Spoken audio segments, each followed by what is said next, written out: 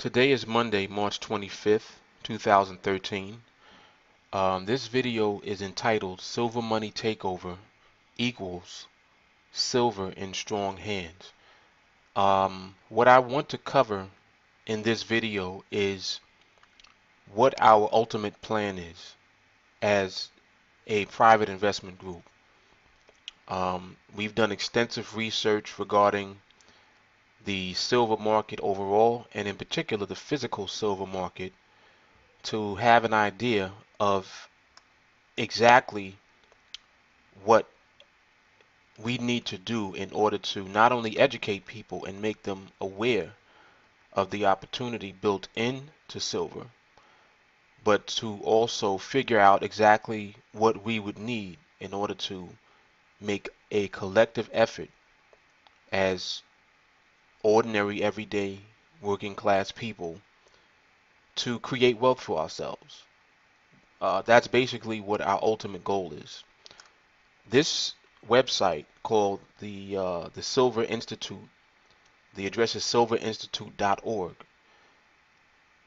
This company, this organization rather, they do a lot of research extensively regarding how much physical silver is in demand, how much physical silver is available as far as supply, where it comes from as far as mining, um, government stockpiles, recycled silver scrap, and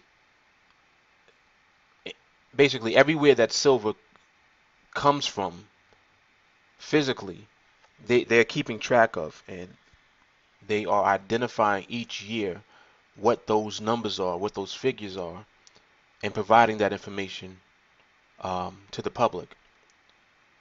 This is a very well known and, in my opinion, a very dependable resource to use for this information. And this is one of the sites that we use for obtaining our information regarding the physical demand and supply. Now, I want to in particular focus on 2011. They haven't even come out with the figures yet for 2012. I think that won't come out until the summer of this year, if I'm not mistaken. Maybe by April, I'm not sure exactly. But in any case, 2011 in particular, the number that I would like to focus on is down here in the demand area. Demand is here. This is 2011. This is showing what the demand was for industrial application. This is the silver that's needed as a raw material to be used in the things that are produced in our economy. It's showing what's coming from photography, from jewelry, from silverware, and then the demand from coins and metals. Now, coins are government minted coins that can be used as legal tender. That's what we, in particular, are investing in. And from what I've mentioned in previous videos, the reason being that legal tender coins cannot be kept track of by the IRS. So the dealers that we make our purchases from are not required to report the amount of the purchases that we're making in the public.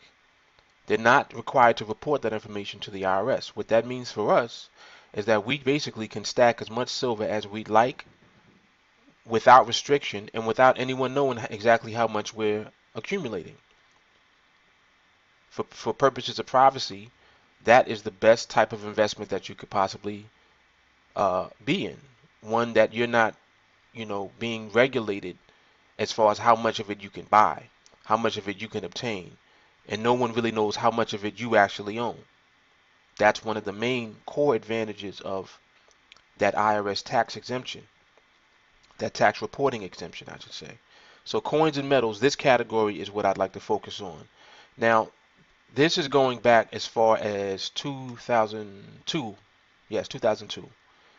As you can see, the demand has been increasing steadily for physical investment for silver. This is 2002. The demand was almost 32 million ounces. These numbers represent ounces. 32 million in 2002, 35 million in 2003, 42 in 2004. Uh, it dropped a bit in 2005, 6, and 7. But then 2008, you can see that it almost doubled from 2007, and it's been increasing steadily ever since then.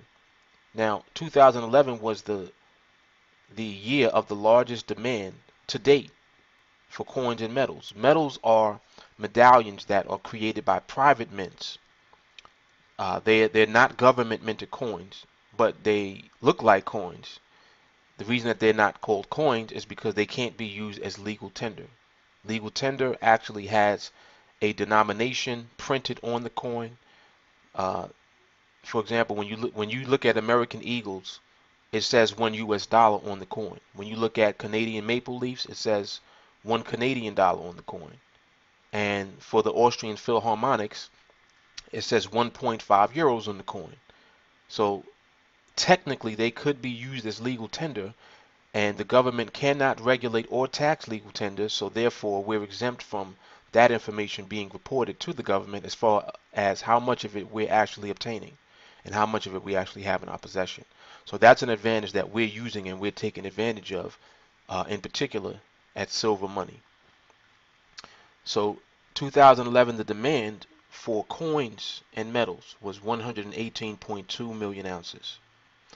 Now, if we break that down to a monthly number, the figure would be roughly 10 million ounces per month. And the reason that that number is important is because I wanted to determine how large our investment group would have to become in order for us to absorb all of this, just ourselves. And based on our $25 monthly plan, if we were to absorb this figure, this 118.2 million annually, each month, we would need roughly 16.3 million members. Now, the reason that that number is important is because if you take that number of 16 million and you equate that relatively to the amount of people in the U.S. population, it's a very small percentage of the U.S. population. It's about 5%, roughly. So just with 5% of the population participating in our monthly investment plan with just $25 a month, we would absorb the entire annual supply of coins and metals that are produced. Now that is something that we have to take into consideration as far as how large the silver market is. And that's what I'd like to go into next. To put it in perspective, the size of the silver market, relatively speaking, is very small. There's roughly 1 billion ounces of physical silver that's available each year. And the majority of that is taken up by the industrial need. Silver is used in, more than 10,000 industrial applications in the global economy. It's something that is necessary in the global economy, especially in all of the new technology that we're using. Solar panels, water filtration, LCD screens, PCs, laptops, cell phones, all of the stuff that we love to use, all the new stuff that is being produced, it all contains silver. The majority of the production of silver is really being used for industrial applications. The rest of the demand is being met from recycled silver. So mining production is only meeting 80% of the total demand. The rest comes from recycled silver. Now, I'm pointing this out just to give an idea of how small the physical silver market is relative to other markets where people are putting money or investing their money. So what this means is that as education and awareness is increased as far as silver as an investment, you're going to have people that are investing money elsewhere, putting their money into physical silver as well. So silver money has an advantage at this point in time because very few people are aware of this as an investment opportunity. Even though we're looking at this as way more than that, it's not just an investment opportunity for us. This is actually a transfer of wealth. Paper money is going to, at some point in the near future, become obsolete and it's going to be completely worthless. And if you have no alternative as far as a tangible asset in your possession, such as silver, gold, income producing real estate, food, things of that nature, things that are real in our global economy. If you don't have anything of value when the currencies collapse, you're basically going to be left with nothing. So what silver money in particular is looking to do, we're looking to increase our membership base to a point and to a number that's large enough for us to have physical silver in our possession and in strong hands. And what I mean by that is we're going to buy all of it. We want to buy all of the physical silver that is available, and we want to increase the demand for physical silver coins so that we can absorb a larger portion of the available silver that's produced every year, whether it's coming from mining production or whether it's coming from recycled scrap, makes no difference. We want to get all of the silver that is available into strong hands. And by doing this, we're going to be in position to squeeze the market. And basically what we're doing by squeezing the market is we're creating a shortage. Because if there is a group that is holding on to a tangible asset, a physical asset that's actually needed and necessary in the world economy, it's necessary in industry, it's necessary as far as being used in the things that we actually use in our daily lives. Everyone uses cell phones. In our society, everyone has a computer. Everyone has a car. Well, not everyone, but most people have a car. uh, I mean, just think about all of the new technology that we're using. It's improving and it's getting better. All of that requires silver. Silver is the second most widely used commodity, only second to oil. So literally, silver is something that is not going away as far as being needed and necessary in our global economy anytime soon. So as an investment and as something that will be an alternative to this monetary system that we now have, which is on the brink of collapsing, silver is serving more than one purpose. It's serving us as an investment purpose and it's serving us as an alternative to paper currency.